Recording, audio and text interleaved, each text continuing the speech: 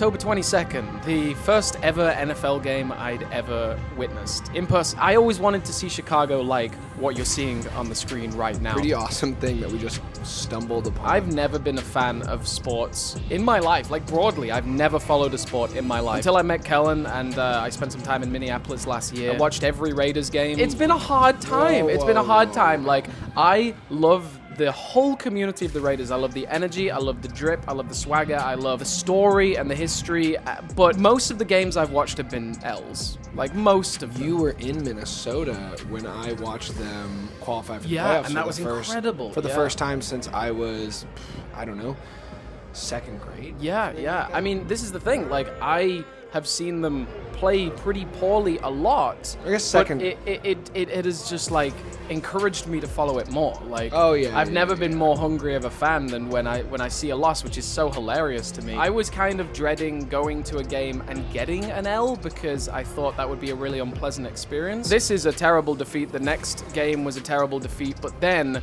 we just witnessed one of the most entertaining games of sports I've ever seen. Jacobs instead of the TV gets 6 points. We call that heart, baby. We call that heart. Call that heart. The owner, Mark Davis, the son of the guy who created the team from nothing, come out and he fired the head coach, fired the general manager, and fired the offensive coordinator. Completely rebooted. We're looking back at this footage and we saw a really bad defeat. Like, the Raiders did not show up. Just win, baby. For that game. But in general, after that defeat, I'd never been more hungry to watch the next game and see a win. I think part of what already sold you had nothing to do with the game itself. It's like the walk to the stadium, right? Like, we're not even in Vegas, or like what it used to be like in California. You're walking in and you're not hearing Bears fans yelling and cheering and being excited, but you're hearing Raider fans screaming, yeah, and you got public menaces, basically. No, I hate that. See, we gotta work on Simon's thing here because that's what haters say. Of course. I mean, I still love it. I love that we're being a nuisance. I kind of think of Raiders as like the punk rock scene in the UK sometimes. Like, people would see punk rock as like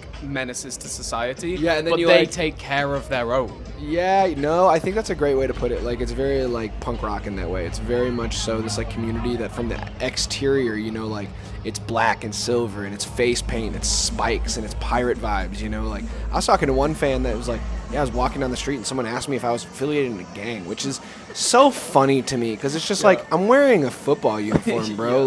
But it's fun to be a part of that group, like where people are like, oh, these guys. I mean, final score 30-12 to the Bears. This is my favorite clip. Just the shoulders hanging low, man. Like, you're not a happy boy. I mean, go Raiders. Let's get ready for the next one. Well, we're happy to have you, and dude, I'm telling you, it's there's gonna be a day and time where we'll make a Super Bowl. Oh, I mean, we'll win a Super Bowl, and it's one of those things that these are the moments that you look back on as like the seeing a loss like that just galvanizes you. It really right? did, though. It really like pulls you in deeper, and it makes you're like, all right, it's either like let's do or die. Yeah, I mean, join in or get out. The autumn wind is a Raider, pillaging just for fun.